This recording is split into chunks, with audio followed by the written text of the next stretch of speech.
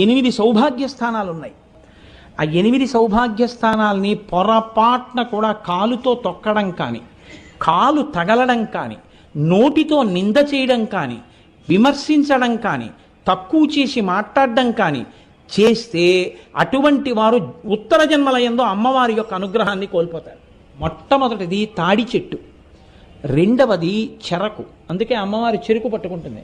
చెరుకు ముక్కలు తీసుకొచ్చి అమ్మవారికి పెట్టినా వినాయకుడికి పెట్టినా పరమ ప్రీతి.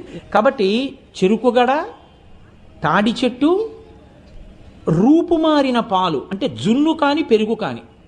నాలుగవది ఉప్పు. ఉప్పుని ఎన్నడూ నింద చేయడం కానీ ఉప్పుని తిట్టడం కానీ చేయకూడదు. నాలుగవది ఉప్పు. ఐదవది అనుములు. ఆరవది ఎర్రటి రంగులో ఉండేటటువంటి పువ్వులు. ఇంకొక 2 స్థానాలు కూడా ఉన్నాయి. జీలకర్ర. 8వది ధనియాలు.